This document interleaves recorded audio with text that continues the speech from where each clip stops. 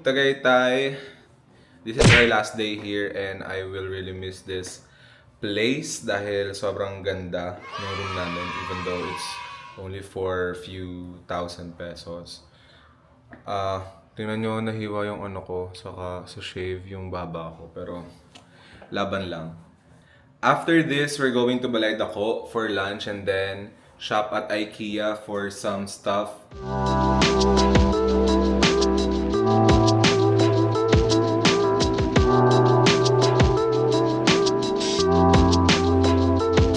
What I really like about Balay-Dako is that marami silang pasalubong and I am a sucker for their bizcocho because it's really good and palagi siyang masarap. Never pa ako nakatry ng bizcocho na hindi masarap dito sa Balay-Dako. Yun yung binabalik-balikan ko dito. Also, their mamon tostado. I really like mamon tostado. Ever since I was a kid, yung tig 7 pesos na mamon tostado sa tindahan, that's what I always buy. Kaya, whenever I am in Balay-Dako, I always buy bizcocho and mamon tostado.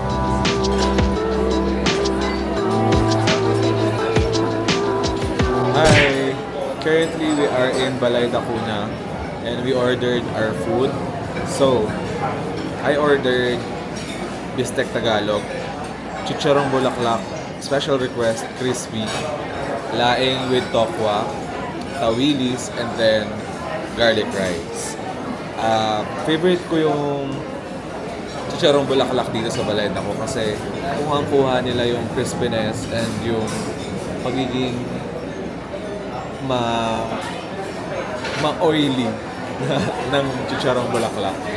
I also love their Bistek Tagalog kasi ang sabi nila sa akin before, parang iniihaw muna nila yung bistek bago nila lutuin. Kaya, very distinct yung lasa niya and ramdam na ramdam mo talaga yung ihaw factor. Also, in my seat, I have a very nice view of Taal, which is an additional experience when you're dining here in Balay-Dako. Nakikita nyo ba to? Ganyan ka-crispy dapat ang Chicharong Bulaklak. Paparinig ko sa inyo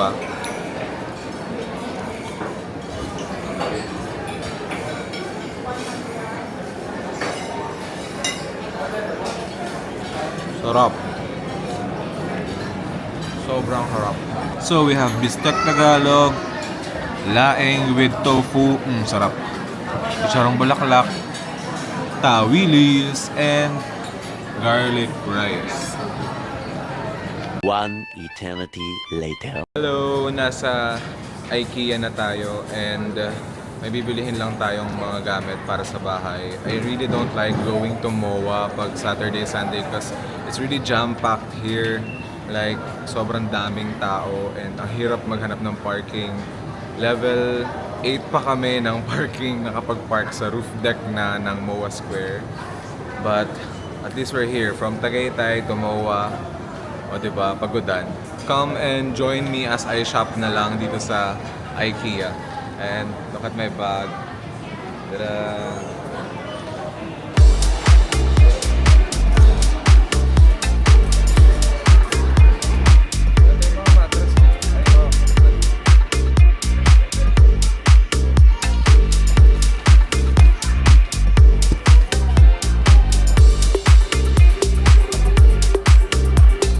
We are done shopping and getting the stuff na we need para sa bahay. We are actually going home. Sobrang daming tao. I don't think makakapag-squeeze kami sa mga restaurant din dito dahil sobra talagang daming tao. But I had fun from Tagaytay to IKEA and sa Express na lang kami kakain. Hello! Hindi na ako nakapag-film going home kasi ako yung nag-drive from IKEA hanggang bahay and grabe, I'm really tired ngayon. Nagpatong-patong yung pagod kasi siguro sobrang hyper ko kanina dahil sobrang saya mag-shopping and at the same time marami akong nabili. Overall, my trip to Tagaytay, going to IKEA, actually dentist, Tagaytay, then IKEA was very tiring but at the same time really fulfilling dahil marami akong natapos na gawain. Very strict sa schedule and also it was a fun experience. Like Friday, Saturday, Sunday, really tiring pero super fun and super fulfilling. Anyway guys, I'm gonna end this vlog with this clip. So, if you like the video, ano pang inaantay mo? Then click like. I-like mo na. Also, if hindi ka pa nakakapag-subscribe, subscribe to my channel and click the notification bell para ma-notify ka in case meron akong bagong vlog. I will be posting weekly vlogs. Sana. Pero that's my goal. Weekly, walang palya. Kaya, thank you guys for watching. I hope you enjoyed.